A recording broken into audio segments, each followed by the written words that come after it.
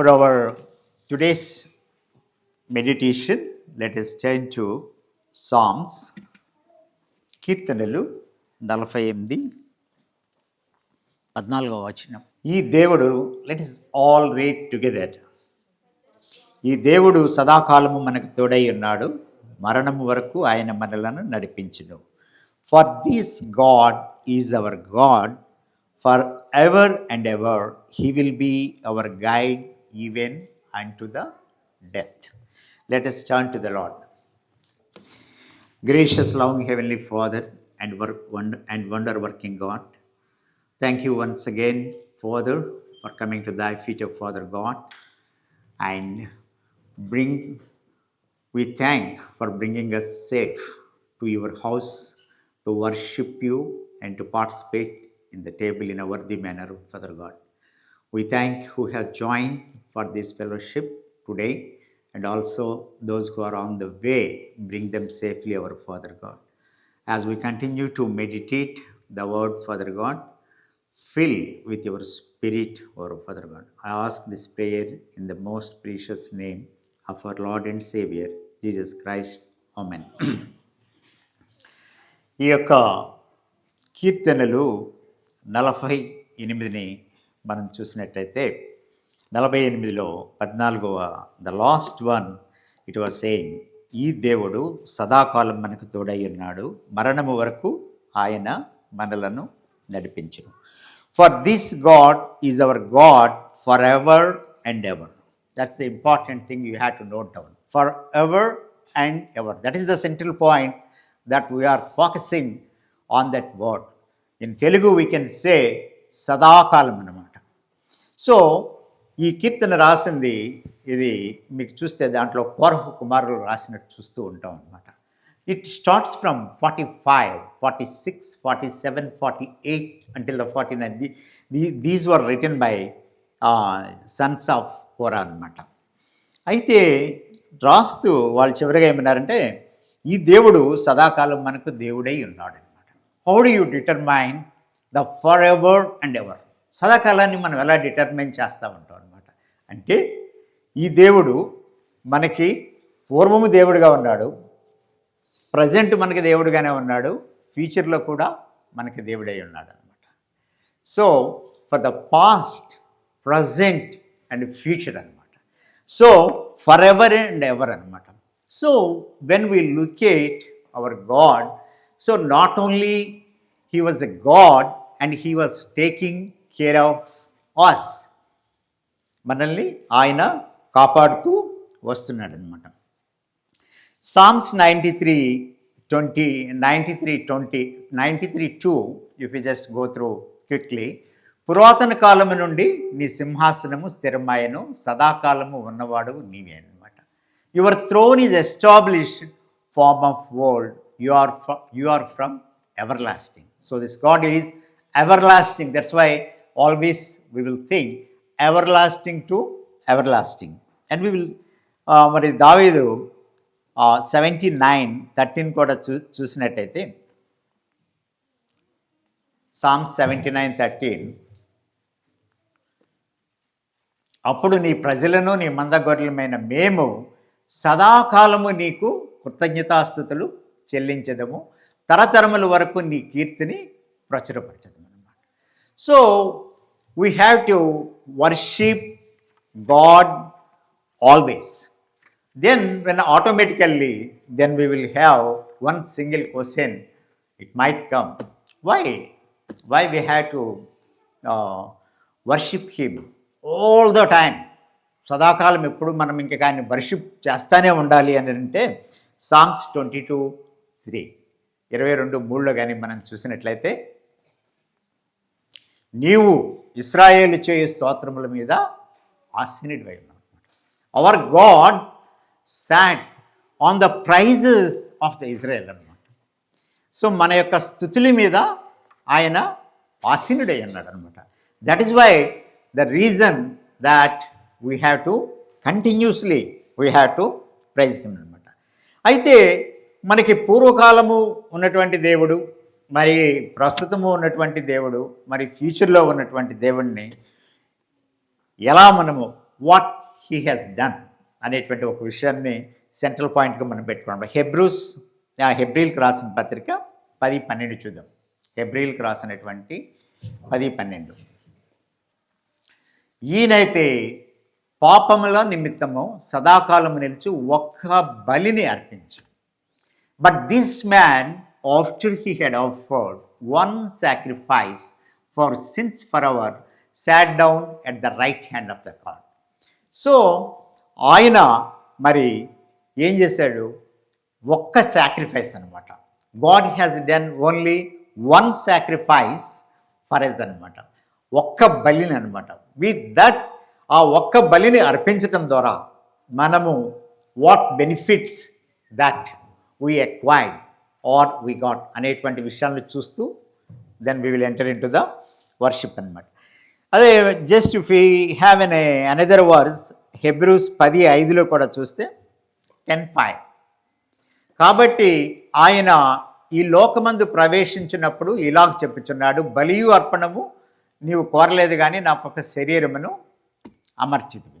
So మరి ఆత్మ అయినటువంటి దేవుడు మరి శరీరధారిగా రావటానికి మరి ఆయన మరి శరీరధారిగా వచ్చి మన పాపములన్నిటినీ మరి పరిహరించడానికి, so who came and he bore the sin as a flesh అనమాట. శరీరధారిగా ఆయన ఈ లోకానికి వచ్చాడనమాట. ఈ లోకమందు ప్రవేశించినప్పుడు ఆత్మ అయినటువంటి దేవుడు మరి శరీరధారిగా వచ్చినట్టు ఇక్కడ మనకి చూస్తాం అనమాట. బలియు అర్పణము నీవు కోరలేదు గారని నాకు ఒక శరీరమును అమర్చిత్వం అనమాట. సేమ్ 10:11 చూస్తుంటే వీళ్ళు పోండరింగ్ సమ్ థాట్స్ ఆన్ 10:11. మరియు what about the previous conditions, what about our the previous, మరియు ప్రతి యాజకుడు దినదినము సేవ చేయొచ్చు పాపములను ఎన్నటికీ తీసివేయలేని బలులనే మాటి మాటికి అర్పించుచూ ఉండిననమాట. So it was the previous situation. So అప్పుడు ప్రధాన యాజకుడు ఏం చేస్తున్నాడు? బలులన్నిటినీ మాటి మాటికి అర్పించుచూ ఉంటారనమాట. వాట్ డస్ ఇట్ మీన్ అంటే మన సిన్ అనేటువంటిది it has not gone, it is there. But ఏంటిదంటే రెన్యూవల్ అనమాట. ఈరికి లేదు అనుకుంటే ఈరు మనము వెళ్ళి మనం బలి అర్పించుకుంటే అమ్మాయి ఈరికి సరిపోదు. ఇది జస్ట్ లైక్ ఏ క్రెడిట్ కార్డ్ టైప్లో అనమాట. అంతే. ఆర్ ఎనీ అదర్ థింగ్ మనం కడతా ఉంటాం. ఓకే ఇది అయిపోయిందా, మళ్ళీ నెక్స్ట్ మంత్కి వచ్చేటప్పటికి మళ్ళీ నెక్స్ట్ మంత్ కట్టాలి. So we are safe this month. It's not like దనమాట. But what he has done, ఆత్మ అయినటువంటి దేవుడు ఆయన శరీరధారిగా వచ్చి ఆయన చేసినటువంటి ఒక్క బలి ద్వారా with one sacrifice he has removed our sins. That is the reason today we came over here and we are worshipping him. అందుచేతే ఆయన ఏమంటాడు? సదాకాలము ఆయన మనకి దేవుడై ఉన్నాడు అని నేను అన్నాను. ఎఫెసీయులకు రాసినటువంటి పత్రిక 5:2 చూస్తే, క్రీస్తు మిమ్మల్ని ప్రేమించి పరిమళ వాసనగా ఉండుటకు మన కొరకు తన్ను తాను దేవునికి అర్పణగాను బలిగాను అర్పించుకొనెను, అలాగనే మీరును ప్రేమ కలిగి నడుచుకోండి అన్నమాట. So this is the introduction that how we one sacrifice, so how he has removed the sins. So that is the reason that in this specific verse ఈ దేవుడు సదాకాలము మనకి దేవుడై ఉన్నాడు, మరణం వరకు ఆయన మనల్ని నడిపించడు అనమాట. అయితే మనము ఈ దేవుడు ఈ యొక్క చేసినటువంటి ఈ యొక్క బలి ద్వారా, so just think about 2 or 3 thoughts. I'll bring it to you. Hebrews 10:10, హెబ్రీలకు రాసిన పత్రిక 10:10 కానీ మనం చూసినట్లయితే, యేసుక్రీస్తు యొక్క శరీరము ఒక్కసారి అర్పించబడట ద్వారా ఆయన చిత్తమును బట్టి మనము పరిశుద్ధపరచబడి ఉన్నామన్నమాట.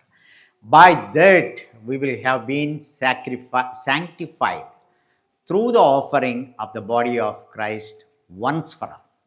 ఆయన ఈ యొక్క ఒక్క సాక్రిఫైస్ ద్వారా, ఒక్కసారి బలి ఇవ్వటం ద్వారా ఏమైందని అంట, మనము శాంక్టిఫై చేయబడ్డాం అన్నమాట. అంటే మనము పరిశుద్ధులుగా తీర్చబడ్డాం అన్నమాట. This is one of the benefit. ఆయన చేసినటువంటి సాక్రిఫైస్ వల్ల మనకేంటిదని అంటే మనము పరిశుద్ధులుగా తీర్చబడ్డాము. మరి ఐజయా 6:5 కానీ చూసినట్టయితే, మరి what was our state in Isaiah if you can see 6:5 ఏమనంటాడు, అయ్యో నేను పవిత్రమైన పెదవులు గలవాడును, అపవిత్రమైన పెదవులు గల జనముల మధ్యను నివసించేవాడును, నేను నశించితిని, రాజును సైన్యములకు అధిపతి యెహోవాకు నేను కన్నులారా చూచితనని అనుకుంటాను అనమాట. What were the stages? మనకి అంతకుముందు ఉన్నటువంటి వాట్ వాజ్ ద స్టేటస్? అపవిత్రమైనటువంటి పెదవులు అనమాట. Unclean lips, because I'm a man of unclean lips and dwell in the middles of the people with an unclean lips అనమాట. మనకి అపవిత్రమైనటువంటి పెదవులతో మనం ఏం చేస్తున్నామంటే నివసించి నశించిపోతున్నాం అనమాట. అటువంటి నశించిపోతున్నటువంటి వాళ్ళని ఆయన తన మరి శరీరధారే మరి ఈ లోకానికి వచ్చి ఆయన శిలువ మీద చిందించినటువంటి రక్తము ద్వారా ఆయన మన పాపాలని తుడిచి మనల్ని పరిశుద్ధులుగా తీర్చబడుతున్నాడు అనమాట. యెహెజ్కేలు 16:4-5లో కూడా చూసినట్టయితే, నీవు పుట్టిన నాడు నీ నాభి మాత్రము కొయ్యబడలేదు, శుభ్రమగుటకు నీవు నీళ్లతో కడుగబడను లేదు, వారు నీకు ఉప్పు రాయకపోయిరి, బట్ట చుట్టకపోయిరి. నెక్స్ట్ వన్ 6:5, ఈ జనులలో ఒకటైనను నీకు చేయవలనని ఎవడను కటాక్షింపలేదు, నీ యందు జాలిపడి వాడొకడను లేకపోయిను, నీవు పుట్టిన నాడే బయలు నేలను పారవేయబడి చూడ అసహ్యంగా ఉండేనమాట. This was the status when we are born, but we were in the sense, మరి మనము పుట్టిన వెంటనే వచ్చినటువంటి ఈ యొక్క స్టేటస్లో, బట్ ఆయన యొక్క చేసినటువంటి ఒక్క బలి చేత ఆయన చిందించినటువంటి రక్తం ద్వారా ఏంటిదంటే ద ఫస్ట్ థాట్ ఏంటిదంటే మనము పరిశుద్ధులుగా తీర్చబడ్డాం అనమాట. సెకండ్ ఇంకొక విషయం, హెబ్రీస్ 10:12, ఈయనైతే పాపముల నిమిత్తమై సదాకాలం నిలిచి ఒక్క బలిని అర్పించి, దెన్ 17 వర్స్ బ్రదర్,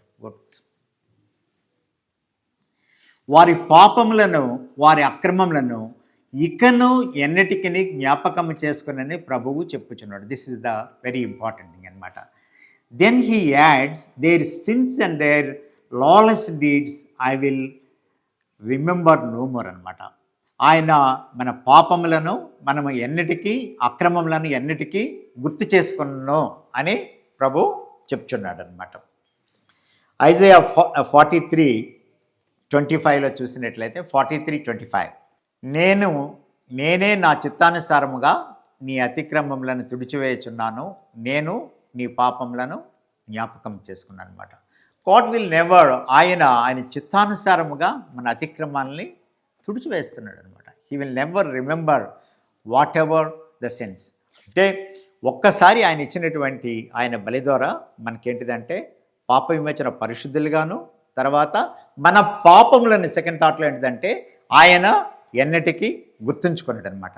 అయితే మనం పాపలను మరి ఎలా గుర్తుంచుకోవడం లేదు అనుకుంటే, మీకా 7:19లో కానీ చూసినట్లయితే, మీకా 7:19, ఆయన మరల మన యందు జాలిపడుచు మన దోషములను అణిచివేయును, వారి పాపములన్నిటినీ సముద్రపు అగాధములలో పడవేతు అనమాట. He will again have compassion on us and will subdue our iniquities. He will cast all our sins into the depths of the sea అనమాట. మరి ఆయన ఫస్ట్ మనం చూసాం ఏంటిదంటే గుర్తుంచుకునడం చూసాం అనమాట. గుర్తుంచుకున్న తర్వాత ఏంటిదనంటే మళ్ళీ మనకి రిపీట్ అవుతాయి అని, మనం గుర్తుంచుకోకపోతే మళ్ళీ మనం అక్కడ ఉంటే మనం వచ్చినప్పుడు రిపీట్ అవుతాయి అనేటువంటిది కాదనమాట. అక్కడ the concept of the thing ఏంటిదంటే సముద్రపు అగాధములలో పడవేసినట్టుగా చూస్తాం అనమాట. అండ్ ఫైనల్గా ఇంకొక కాన్సెప్ట్ని చూద్దాము. ఎఫిషియన్స్ 5:2లో చూస్తే, క్రీస్తు మిమ్మల్ని ప్రేమించి పరిమళ వాసనగా ఉండుటకు మన కొరకు తన్ను తాను దేవునికి అర్పణగాను బలిగాను అర్పించుకున్నాను అనమాట. అలాగనే మీరు ప్రేమగా నడుచుకోవాలన్నమాట. అయితే దేవుడు ఇప్పుడు ఇక్కడ జాన్లో కానీ, యోహాను సువార్త 19:38, అటు తర్వాత యూదులు రహస్యంగా యేసు శిష్యులైన అరిమతయి యోసేపు తాను యేసు దేహంను తీసుకున్నప్పటికీ పిలాతు వద్దను అడిగాను. పిలాతు సెలవిచ్చాను కనుక అతడు చచ్చి యేసు దేహమును తీసుకొని పోయాను. 39, మొదటి రాత్రి వేళ ఆయన ఎదుకు వచ్చిన నికోదేము కూడా బోళంతో కలిపిన అగారు Rama 150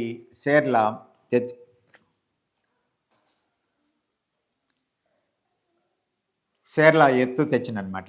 once upon a time, but మరి మనము ఇక్కడ ఏంటిదంటే యాక్చువల్గా ఎగ్జాంపుల్ ఏంటిదని అంటే, ఆయన లాజరు దగ్గరికి వచ్చి ఆయన లాజర్ని మరి చనిపోయినటువంటి లాజర్ని ఆయన తీసుకుని వచ్చినప్పుడు, లాజర్ చనిపోయినప్పుడు మరి ఆ దేహము తర్వాత డికంపోజ్ అయిపోయిన తర్వాత ఏమైపోతూ ఉంటాము, మనం కుళ్ళి కంపు పడుతూ ఉంటుంది అనమాట.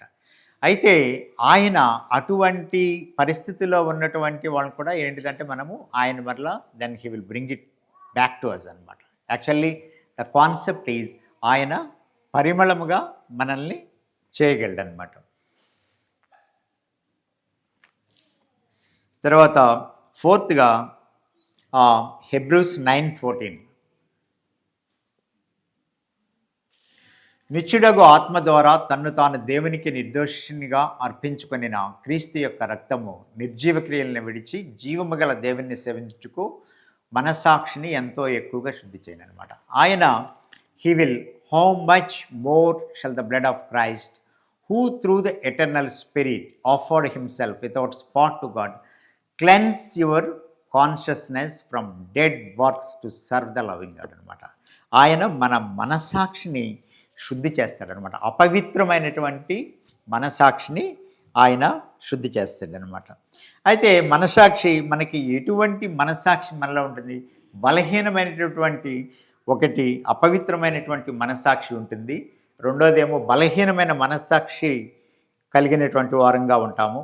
1 కొరింథియన్స్ 8:10 ఒకసారి చూసినట్టయితే 1 కొరింథియన్స్ 8:10, ఏలయనగా జ్ఞానము గల నీవు విగ్రహములయందు భోజన పంక్తిని కూర్చుండగా ఒకడు చూచిన ఎడల బలహీనమైన మనస్సాక్షి గల అతడు విగ్రహములకు బలి ఇయ్యబడిన పదార్థములు తినుటకు ధైర్యము తెచ్చుకున్నాను కదా. సో మనకి ఇక్కడ బలహీనమైనటువంటి మనసాక్షిని చూస్తామన్నమాట. సో తర్వాత ఇంకొకటి ఏంటిది అంటే 1 తిమోతి 4:3, అబద్ధికులు ఓతవేయబడిన మనస్సాక్షి గలవారై వివాహం నిషేధించుచు సత్య విషయమై అనుభవ జ్ఞానము గల విశ్వాసులు కృతజ్ఞతాస్తుతులు చెల్లించుకునే నిమిత్తము దేవుడు సృజించిన ఆహార వస్తువులను కొన్నింటిని తినటం మానవులని చెప్పుచుందరనమాట. ఇదేంటిదంటే ఓతవేయబడినటువంటి మనస్సాక్షి. So consciousness and we have seen 3 parts అనమాట. ఒకటేమో అపవిత్రమైన మనస్సాక్షి, రెండోది బలహీనమైన మనస్సాక్షి, మూడోది వాత వేయబడినటువంటి మనస్సాక్షి. మరి ఇటువంటి మనస్సాక్షి ఉన్నటువంటి వాళ్ళని apostles acts of apostles 12:24. So మనం ఇక్కడ ఏంటిదంటే దేవుని వాక్యము ప్రబలమై వ్యాపించుచుండెను. So God will make us నిర్దోషమైనటువంటి మనస్సాక్షి అనమాట. So the sacrifice one sacrifice then it has changed into the 4 dimensional areas మనం చూసామన్నమాట. God, he was the God all the times, past, present and future అనమాట. ఆయన ఎప్పుడు మనకు దేవుడై ఉన్నాడు అనమాట. సో దట్స్ వై మనం ఆయన్ని స్తుతించే వారంగా ఉండాలి. But what he did, he gave 1 sacrifice. So sacrifice వల్ల మనకి ఫస్ట్ ఏం చూసాము, మనము పరిశుద్ధులుగా తీర్చబడ్డాం అనమాట. రెండవది మన పాపలను ఎప్పుడూ ఆయన గుర్తుపెట్టుకోండి అనమాట. తర్వాత ఆయన మనకి ఎలా చేస్తాడు, పరిమళ వాసనగా మనకి చేస్తాడనమాట. తర్వాత మన మనస్సాక్షిని అంటే అపవిత్రమైనటువంటి మనస్సాక్షిని, బలహీనమైనటువంటి మనస్సాక్షిని, వాత వేయబడినటువంటి మనస్సాక్షిని ఏం చేస్తాడు దేవుడు, మనల్ని నిర్దోషమైనటువంటి మనస్సాక్షిగా చేస్తాడనమాట. దట్స్ వై సామిస్ 22:3 మనం చూసాము. ఆ చూసింది ఏంటిదని అంటే ఆయన స్తుతుల మీద, మనం ఇచ్చేటువంటి స్తుతుల మీద ఆయన ఆసీనుడై ఉన్నాడనమాట. ఇన్ మై కంక్లూజన్, రివల్యూషన్స్ 4:8, ఆ 4 జీవుల్లో ప్రతి జీవికి 6 రెక్కలున్నను, అవి చుట్టూను రెక్కల లోపటిన కన్నుల నిండి ఉన్నవి. అవి భూత వర్తమాన భవిష్యత్ కాలంలో ఉండు సర్వాధికారి దేవుడికి ప్రభువు పరిశుద్ధుడు పరిశుద్ధుడు పరిశుద్ధుడిని అని మానక రాత్రింబవళ్ళు చెప్పుచుండేను. So when we go over there, then there is only one thing, then we are keep on worshipping 7/24. మనకి ఇక్కడైతే మరి మనం కొన్నిసార్లు కొందరికి అవకాశం ఉంటుంది, కొందరు చేస్తారు, కొంతమంది 1 minute స్లాట్లోకి వెళ్ళిపోతూ ఉంటారు, ఆమె మనం చేయక్కర్లేదు అనుకుని. కానీ but when we have to remember that when we go to మరి దేవుని దగ్గరికి అక్కడ వెళ్ళినప్పుడు అక్కడ ఏమని మనము చూస్తున్నామని అంటే ఆనక రాత్రి మోళ్ళు అనమాట. వాళ్ళు ఏమని చెప్తున్నారు, భూత వర్తమాన భవిష్యత్ కాలంలో ఉండు సర్వాధికారి దేవుడు అనమాట. దట్స్ వాట్ హీఈస్ టెల్లింగ్ అనమాట. దిస్ గాడ్ ఈ సదాకాలం అనమాట. ఆయన అన్ని ఏజెస్లోనూ ఉన్నాడనమాట. తర్వాత నిన్న నేడు ఆయన ఒకే రీతిగా ఉన్నాడనమాట. He is the same God, he is unchanging God. ఆయన నిన్న నేడు ఒకే రీతిగా ఉన్నాడనమాట. So with these thoughts we will enter into worship.